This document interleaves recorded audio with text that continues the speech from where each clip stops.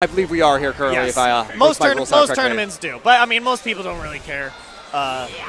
If they don't have a preference for training mode, they tend to not really care. Okay. We just read from the chat. That's why I let you know. Thanks for all turning in here. We are having a great grand finals, and Hoodaman taking the lead. Wow, and Julio did play aggressive from the start, and Hoodaman, good defense. And he gets out of the corner. Exactly, that's important.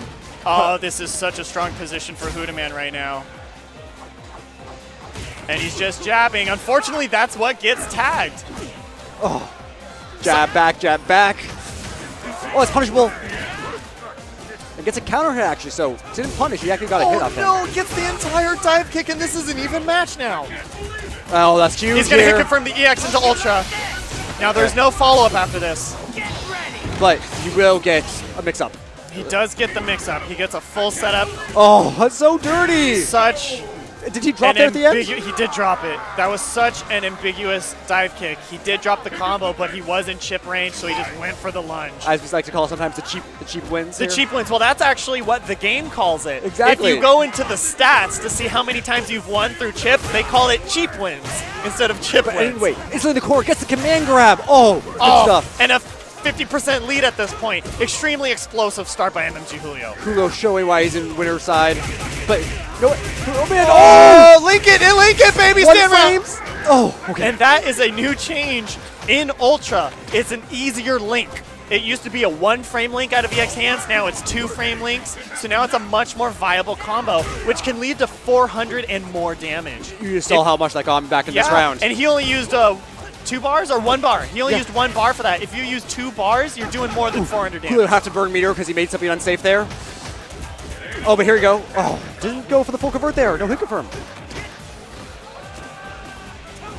It's so dangerous pressure in the corner here from Yoon. Hoodaman's trying to find his way out of the corner. Oh, there it and is. He gets juggled by the stand roundhouse. Exactly.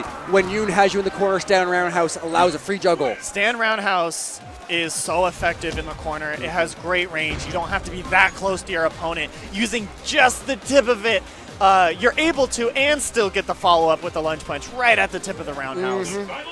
All right, first round goes to Julio. Once again, this is first to 3, best of 5. First to 3, best of 5. Hoodaman being in the loser's bracket. He's got to win this. Julio needs to win 2 more games. He needs to win 2 more games to win. Exactly. And yeah, starting off strong with the first game. We're still seeing that corpse, walking on the corpse there, getting that corner. Oh, and like we saw earlier, the perfect bait on the headbutt. Ooh, okay, good normal from Hoodaman. The headbutt is used to gain an advantage in the mid-range. Oh, great! Like we saw right there, the headbutt beats out a lot of normals simply because of the huge hitbox on it. But it's whiff punishable. Exactly, and just Julio, great stuff here. Okay, positive 1. Oh, goes for the smash. I think you want headbutt there, maybe. Could you punish jump back with headbutt? You can punish jump back with the smash, is what he wanted to go for. Oh, on the way up, you hit them. Yes. Exactly. You would hit him on the way up, but he had a late reaction. All right. Oh my God. Such a beautiful normal. It just really good timing. Has his opponent rhythm. Pressing buttons at the right time from Julio. Really one of the main things that makes Yun such a powerful character is that he has incredible mid-range tools on top of a devastating pressure game. Usually you get one or the other. And just, I mean, okay, Hoodaman, great life lead. Just got a good one here. He's got the meter. Exactly. Yoon has so much meter. So much can happen from it. We have the super from Hoodaman. Oh, look at the long bar there. Oh my God, did you see how ambiguous that was? It's all super big with the dive kicks. The dive kick setup, so strong from Julio. Oh, here we go. Yep, he's gonna bring himself back into this game. Gets a life lead back. Ocho? No, he's gonna go for the frame traps. The headbutt puts him next to him and gets a little bit of meter. This is hit confirm. Anything from Hoodaman will now win. Yeah, I mean, it's... Oh, he does get it. The stand roundhouse on the EX lunge. Like we said earlier, there's no invincibility on Julio's side using the EX lunge. It's only really good on block and the fact that it has a ton of range. Exactly. Good stuff from Hoodaman, keeping himself in this. If you're wondering how to deal with the EX lunge, try to beat it on startup. Wow, and crouching fierce there as an anti-air. Good stuff from Julio. From Julio, yeah. Yeah. Great stand fierce, pork chop. And for everyone listening out there, that's a lot of what Street Fighter is these normals in the neutral game. It's in the neutral game. Everything about Street Fighter is about surviving in the neutral game and capitalizing when you are allowed in. But getting in on your opponent is the most difficult thing to do in Street Fighter.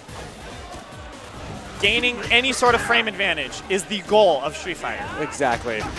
So getting these with punish, getting these normals in the neutral is where you get a large majority of your damage most of the time. Yeah, like, notice how I didn't mention that damage is what Street Fighter is about. It's about this control. The damage is a side effect of solid play. Hoodaman takes it, bringing it 1-1 here in Grand Finals. Amazing Ocho. Good stuff. Just coming back after that first round and the strong stuff from Julio, showing he's a strong competitor. He's saying in this, this could really go either way. Very well strong players. How even this is. In the past, in the recent history, this has been extremely one-sided for Julio, but Hoodaman staying extremely competitive in this set. He is 2 games away from resetting the bracket. Julio is 2 games from winning the tournament. And, you know, there we go. That round counter hits. Well spaced, know his timing. He was advantageous after that block string. First time we see the palm, actually. That's true, yeah. He hasn't had too much of a use for it before, using it in a block string this time, because in the corner, it juggles like everything else Yun has. So much juggle potential. Goes empty low. Good blocks from Hoodaman. Try to get himself out of the corner. Oh, and he gets command grab. He almost got hit by the pork chop, though. I love it. He used the palm earlier. Then he's like, here's the fake palm. That's the mix-up, because the command grab has the same amount of like long startup that the palm does. So if you think is he gonna? Oh no, he blocks it. This is all Hoodaman if he blocks correctly. Get it. Yeah, nice. If you see the command grab, sometimes player goes, I see it, and they'll try to counter hit you. But the palm will actually just blow you up in the corner if you try to do that. And going for the safe option there with the roundhouse, not using the headbutt for meter, just saying, you know what, I want to win right now, I'm just going to take it. It's his fastest option at that range, yeah.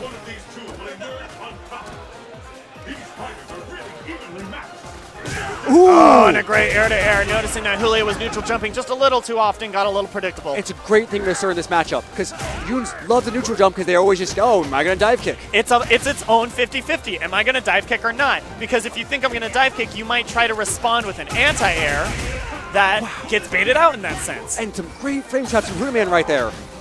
Oh, almost got punished there. And Hoodaman has a great lead right now that we haven't really seen in this set.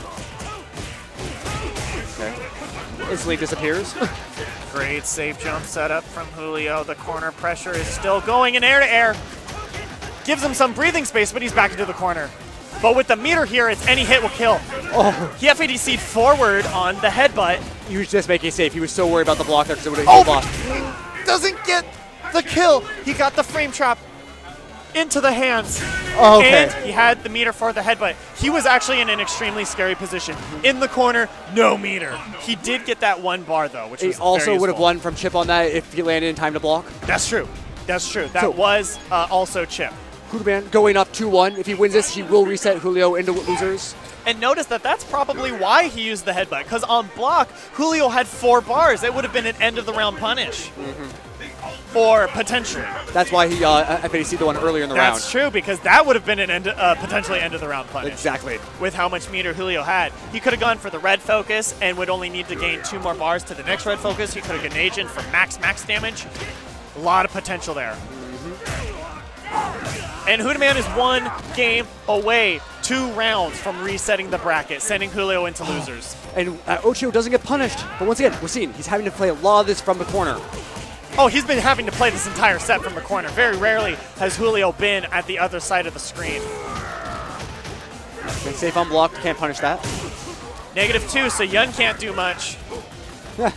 Very true, not a grappler. Yeah, not a grappler. Oh, almost would punish that. Oh, and a great anti-air with the shoulder. Oh, doesn't get the full combo. Oh, the red focus. I don't know if it's going to kill, but he does have a follow-up. He has a follow-up. Yeah, full corner juggle here. Still not dead. Could have gone for the headbutt, but was just... Baited the Ocho with the neutral jump. The Ocho with the neutral jump. In Ultra Street Fighter 4, that Ocho is now hit invincible, so it's extremely powerful to blow up block strings that aren't true block strings. Julio recognized that, neutral jump, got the full punish. Beautiful play. Okay, quarter carry already in the corner. Wow, good stuff from Hoodaman. Getting himself, oh my god. Oh, and actually shot him the other way. Too bad from, and we've been seeing, he's trying to use that EX shoulder a lot now to blow up the stop signs from Hoodaman. I mean, you basically go under the hitbox of the stop sign, so you're never at risk of actually getting hit by it with using the EX shoulder as the anti-air. Yeah, he moves forward so much with it. There we go, punch this up with the EX headbutt. And he's really brought this round back. Back into the corner, though, where he's been fighting this whole time. Finally gets a bar, gets a pork chop, and a headbutt. Hoodaman is on match point in the first set. Good stuff, great stuff. Wow. He just dealt out a ton of damage in like 2 seconds. Exactly.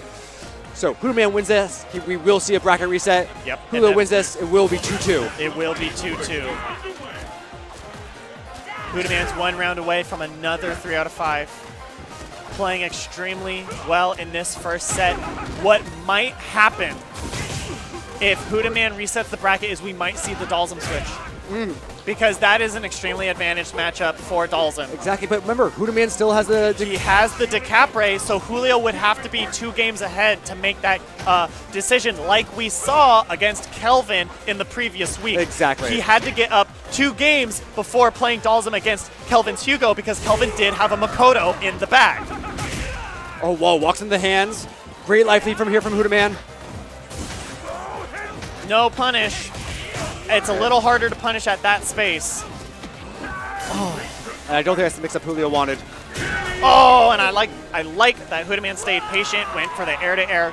We have now reset the bracket. This is a new 3 out of